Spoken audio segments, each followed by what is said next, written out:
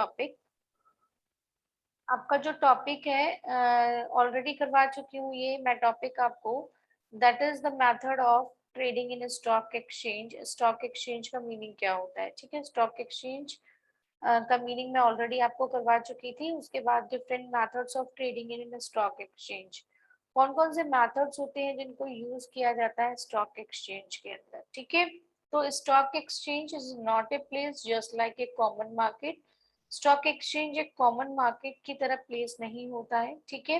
Where anybody can enter, यहाँ पे कोई भी अपनी मर्जी से ऐड नहीं हो सकता है। प्रॉपर सिस्टमैटिक एक लीगल फॉर्मेलिटीज के थ्रू ही कोई भी एक कंपनी जो है ऐड होती है स्टॉक एक्सचेंज के अंदर। जब वो प्रॉपर सिस्टमैटिक तरीके से लिस्टेड कराती है अपने आप को, तो उस टाइम पर ही वो स्टॉक एक्सचेंज में ऐड हो सकती है, ठीक है।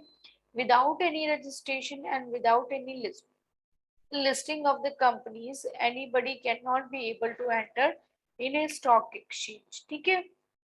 And next, the sales or the purchase, only members of that particular stock exchange can be transit the business. Anybody who wants to buy or sell a securities have to do thus through a members of a stock exchange who act as a brokers, ठीक है। कुछ members होते हैं वो भी stock exchange के में work करते हैं, एज ए ब्रोकर्स वर्क करते हैं। नेक्स्ट आता है different choices of a brokers. Brokers की डिफरेंट जो चॉइसेस होती हैं वो देखिए, any person who want to buy और सेल सिक्योरिटीज, ठीक है, जो कि सिक्योरिटीज को बाय करना चाहता है और सेल करना चाहता है, should have a broker or sub brokers who should be a members of the stock exchange and good reputation, ठीक है। तो जो choices of the brokers होते हैं, किस तरीके से brokers को choose किया जाता है stock exchange के अंदर, जिससे वो प्रॉपर सिस्टमैटिक वे से वर्क कर सके और रूल्स एंड रेगुलेशंस को फॉलो कर सके, ठीक है। Yes Anshu, hello hello, Anshu Chaudhary. Next आता है आपका different choices of a brokers. जो ब्रोकर्स होते हैं उनको किस तरीके से चूज किया जाता है स्टॉक एक्सचेंज के अंदर। Any person who wants to buy और sell securities should have a brokers or sub brokers should have been a member of stock exchange. वो स्टॉक एक्सचेंज का मेंबर बन सकता है and enjoy very good reputation, और good reputation को enjoy कर सकता है। A good and honest broker, जो एक अच्छा ब्रोकर होता है, ऑनेस्ट ब्रोकर होता है, कैन एंश्योर फेयर डीलिंग, जो कि फेयर डीलिंग करता है and promote the different transactions at the best possible prices to deal with the new clients, जो न्यू क्लाइंट्स के साथ प्रॉपर सिस्टमैटिक वे से डीलिंग कर ले। ऐसे ब्रोकर्स को, ऐसे क्लाइंट्स को, ऐसे ब्रोकर्स को चूज किया जाता है स्टॉक एक्सचेंज में। A brokers will be willing act on his behalf if he is satisfied with the different financial positions of the customer, ठीक है। कस्टमर की जो फाइनेंशियल पोजीशन उस पे भी वर्क करे, ठीक है। नेक्स्ट आता है आपका प्लेसिंग द ऑर्डर। ऑर्डर को किस तरीके से प्लेस किया जाता है, डिफरेंट नॉर्म्स के थ्रू ऑर्डर प्लेस किए जाते हैं, डिफरेंट इंस्ट्रक्शंस जो फॉलो होते हैं उसके थ्रू ऑर्डर प्लेस किए जाते हैं स्टॉक एक्सचेंज में। स्टॉक ब्रोकर्स डिफरेंट वे से ऑर्डर प्लेस करता है। After selection of the brokers, brokers को जब सिलेक्ट किया जाता है उसके बाद, और द सब brokers, the client places an order, जो क्लाइंट्स होते हैं वो ऑर्डर प्लेस करते हैं for the sale and purchase of the securities, securities को सेल करना, सिक्योरिटीज को परचेज करना with him, which can be done through a letter, जो कि डन होता है लेटर के थ्रू, ओरल रिक्वेस्ट के थ्रू और ओवर द टेलीफोनिक कम्युनिकेशन के थ्रू, ठीक है। ऑर्डर को प्लेस किया जाता है जब ब्रोकर्स को हम सिलेक्ट कर लेते हैं और सब ब्रोकर्स का सिलेक्शन हो जाता है स्टॉक एक्सचेंज के अंदर, and just after that the client places an order and the sale for or purchase of the securities with him। चाहे तो आप जो ब्रोकर्स होते हैं वो टेलीफोनिकली ऑर्डर ले सकते हैं, लेटर ऑफ रिक्वेस्ट से लेटर ले सकते हैं, ठीक है। टेलीफोनिक ऑर्डर लिया जा सकता है, लेटर के थ्रू ऑर्डर लिए जा सकते हैं। तो ऑर्डर को प्लेस कौन करता है? जो भी ब्रोकर्स होते हैं और सब ब्रोकर्स होते हैं, वो ऑर्डर को प्लेस करते हैं क्लाइंट से। Just after that at best order, ठीक है। एट बेस्ट ऑर्डर में क्या आता है? Such orders do not specify and specific prices. ऐसे ऑर्डर्स जो जिसका कोई स्पेसिफाई एंड स्पेसिफिक प्राइस नहीं होता है। Only the name of the securities, जिसमें सिक्योरिटीज का नेम मेंशन होता है, and quantity to be purchase, कितनी क्वांटिटी को परचेज करना है वो मेंशन होता है। इसका मीनिंग होता है eight the best order. Next आता है लिमिटेड ऑर्डर। मींस ऑर्डर की कुछ लिमिट होती है, लिमिट ऑर्डर जिसे हम बोलते हैं। इन सच ऑर्डर जो क्लाइंट्स होते हैं tell the prices at which the securities is to be bought, कितनी सिक्योरिटीज ब्रॉड की गई है। इन सच ऑर्डर्स, इन ऑर्डर्स में the clients tell the prices, prices को बताते हैं, and which the securities is to be bought और सोल्ड, और कितने में वो सिक्योरिटी ब्रॉड हुई है और कितने में वो सोल्ड हुई है। The example of such order is purchased 500 PNB equity share. For example, अगर आपने 500 PNB equity shares को क्या किया है? परचेज किया है, और कितने रेट पे किया है? 295 में, ठीक है। तो प्राइजेस और जो ऑर्डर की क्वांटिटी होती है, ठीक है, उसको उसमें मेंशन कर दिया जाता है कि इस ऑर्डर को इतने क्वांटिटी तक मंगवाना है। Order it is to be limited and limit order, ठीक है। नेक्स्ट देखिए, लिमिट ऑर्डर के बाद आपका आता है open orders, and just after that stop losses order. Open orders में क्या होता है? ओपन ऑर्डर्स में जो क्लाइंट होते हैं वो कितना भी ऑर्डर कर सकते हैं। For example, purchase 1000 PNB equity shares for ₹280 और 290 on 31 December, it is the limited order. ऐसे ऑर्डर जिनकी लिमिट होती है उन्हीं को हम बोलते हैं ऑर्डर लिमिटेड, ठीक है। उसके बाद में आता है नेक्स्ट ओपन ऑर्डर, कितना भी ऑर्डर कर सकते हैं। लिमिटेड ऑर्डर मींस एक लिमिट में ही ऑर्डर किए जा सकते हैं शेयर्स और डिबेंचर्स की। नेक्स्ट आता है stop loss orders. Stop loss order का मीनिंग क्या होता है?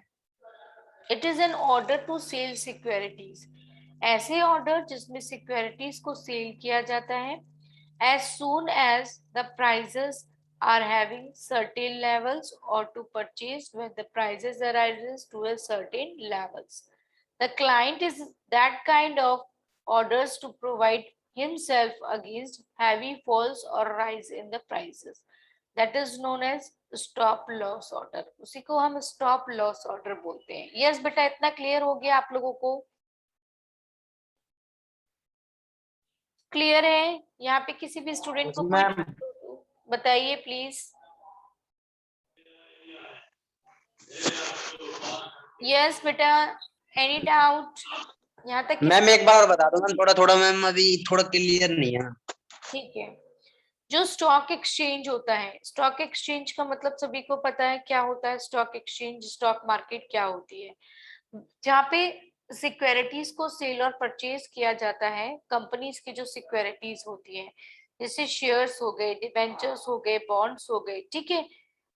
ऐसे प्लेस जहाँ पे स्टॉक एक्सचेंज का मीनिंग क्या होता है? The place where the securities is to be purchase and sell, ठीक है। ऐसी जगह जहाँ पे सिक्योरिटीज को परचेज एंड सेल किया जाता है। जैसे सिक्योरिटीज का मतलब मैंने आपको बताया था, सिक्योरिटीज में जो भी शेयर्स होते हैं, डिबेंचर्स होते हैं, बॉन्ड्स होते हैं, उन्हें खरीदा और बेचा जाता है, बाय एंड सेल किया जाता है। This is known as stock exchange. उसी को हम स्टॉक एक्सचेंज बोलते हैं। जैसे बॉम्बे स्टॉक एक्सचेंज है, ठीक है, मुंबई स्टॉक एक्सचेंज है, उसके बाद जो आपके डिफरेंट पुणे स्टॉक एक्सचेंज है, ठीक है। डिफरेंट डिफरेंट जो सिटीज हैं वहां पे स्टॉक एक्सचेंज बने हुए हैं, और इनका मेन वर्क होता है कि सिक्योरिटीज को बाय करना और सेल करना। This is the work of the stock exchange, okay.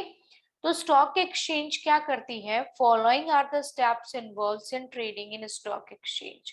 Stock exchange में ट्रेडिंग करते समय, जब शेयर्स और डिबेंचर्स की ट्रेडिंग की जाती है, सिक्योरिटीज की ट्रेडिंग की जाती है, तो उस टाइम पे कुछ स्टेप्स को फॉलो किया जाता है, और वो कौन कौन से स्टेप्स हैं जिन्हें फॉलो किया जाता है ट्रेडिंग के टाइम पे। First one is choices of a brokers. अब जो ब्रोकर्स होते हैं उनकी रिक्वायरमेंट भी होती है। ब्रोकर्स मतलब होता है जो मिडिल पर्सन्स होते हैं, they are helpful to sell and purchase of the securities of a company. Company की जो सिक्योरिटीज होती हैं उनको सेल कराने का जो वर्क किया जाता है वो कौन करता है, जो भी ब्रोकर्स होते हैं वो।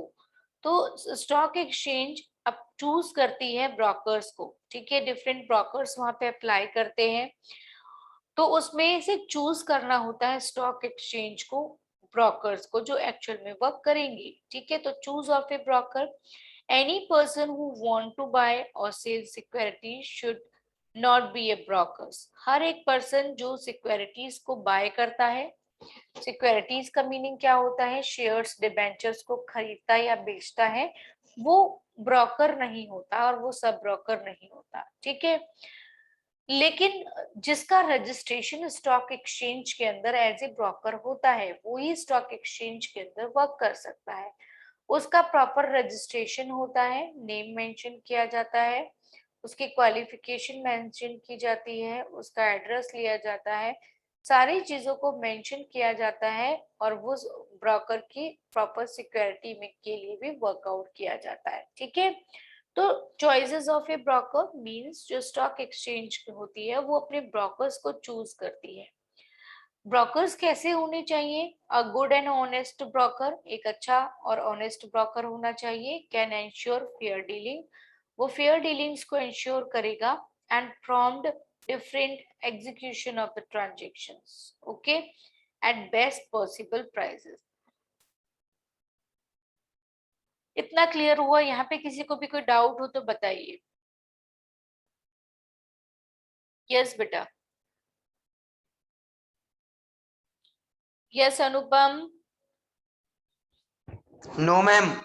नेक्स्ट आता है जब स्टॉक एक्सचेंज ने अपने डीलर्स या ब्रोकर्स को अपॉइंट कर लिया, अपॉइंटमेंट करने के बाद में क्या वर्क होता है ब्रोकर्स का, उसके बाद में स्टॉक एक्सचेंज क्या करती है, जो ब्रोकर्स को वो हायर करती है उन ब्रोकर्स को बोलती है कि ऑर्डर को प्लेस करिए, ठीक है, उनकी शेयर्स और डिबेंचर्स को मार्केट में सेल कराइए। तो अब इस टाइम पर ऑर्डर को प्लेस किया जाता है after selection of the brokers.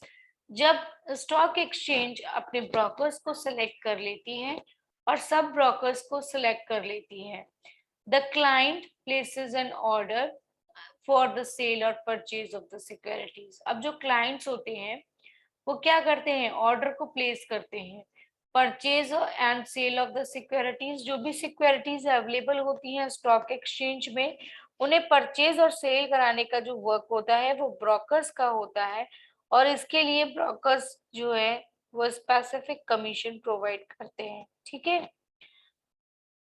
Next आता है which can be done through a letter, चाहे तो वो जो ब्रोकर्स हैं वो क्लाइंट से, अपने जो कस्टमर हैं जो क्लाइंट हैं उनसे लेटर के फॉर्म में ऑर्डर ले ले, ठीक है, रिक्वेस्ट के फॉर्म में ऑर्डर ले ले, टेलीफोनिकली ऑर्डर लेने। तो ये ऑर्डर लेने का जो वर्क होता है वो किसका होता है, ये वर्क किसका है, ऑर्डर लेने का। ऑर्डर लेने का जो वर्क है वो है आपका जितने भी आपके ब्रोकर्स और सब ब्रोकर्स होते हैं उनका, ठीक है। इतना क्लियर है? नेक्स्ट, इतना क्लियर है स्टूडेंट्स?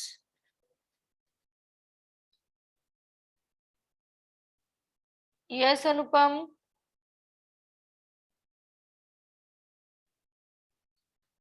यस मैम, क्लियर है इतना। नाउ उसके बाद में limit order means different limits के थ्रू ऑर्डर को क्या किया जाता है, प्लेस किया जाता है। The broker is given the freedom of buying securities. तो एक जो ब्रोकर होता है उसके पास फ्रीडम होता है कि वो सिक्योरिटीज को बाय कर सके, खरीद सके at a price which he thinks is responsible, ठीक है। वो खरीद सकता है सिक्योरिटीज को, उसके बाद में वो क्या करता है, डिफरेंट रूल्स को फॉलो करता है। फर्स्ट रूल को वो फॉलो करता है, वो फर्स्ट रूल है आपका लिमिट ऑर्डर। लिमिट ऑर्डर का मीनिंग क्या होता है, In such order, the client tell the prices at which the securities is to be bought or sold. ठीक है, कि जो वो क्लाइंट होता है वो ब्रोकर को ये बता देता है कि मुझे ऑर्डर जो है वो कितना क्वांटिटी चाहिए, कितनी लिमिट होनी चाहिए उसकी, उतने ही शेयर्स को वो खरीदता है। ठीक है, तो लिमिट जो है बता दी जाती है। जैसे यहाँ पे एक एग्जांपल दिया है, जैसे 500 पीएनबी के इक्विटी शेयर परचेज किए गए हैं at the rate of rupees 295 के। ठीक है, क्या किए गए हैं, जैसे पीएनबी के 500 शेयर इक्विटी शेयर्स के लिए ऑर्डर गया और जिसकी रेट कितनी होनी चाहिए 295, तो एक लिमिट में ऑर्डर गया सिर्फ 500 पीएनबी के शेयर्स जिनकी पर रुपीज वैल्यू 295 होनी चाहिए।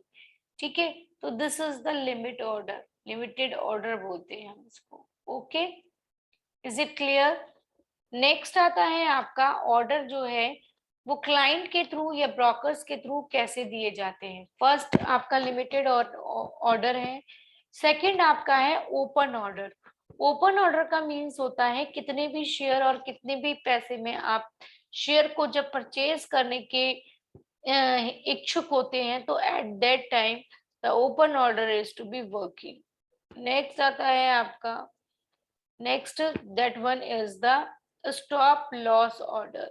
Stop loss order and limited order, such orders ऐसे ऑर्डर्स जिन्हें मेंशन किया जाता है प्राइस टैग के थ्रू, ठीक है, टाइम टैग के through and for the expansions of the order. ठीक है, फॉर एग्जांपल जैसे 1000 पीएनबी के जो शेयर्स हैं उनकी वैल्यू 280 रुपीज भी है, 290 भी है। ठीक है, तो डिफरेंट प्राइजेस होती हैं और लिमिटेड प्राइजेस पे आप उनको परचेज कर सकते हैं, मिनिमम प्राइजेस पे परचेज कर सकते हैं, मैक्सिमम पे परचेज कर सकते हैं और नॉर्मल प्राइजेस पे भी उसे परचेज कर सकते हैं।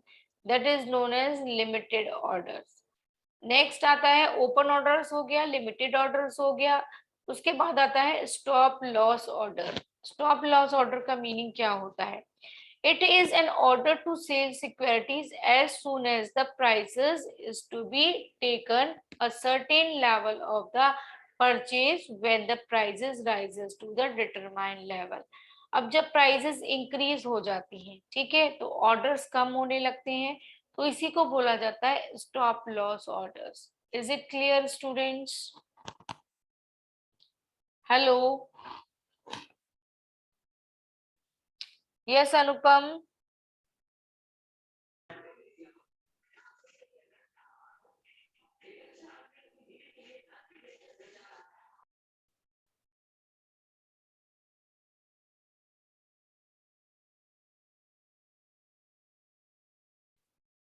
Yes, beta, any doubt?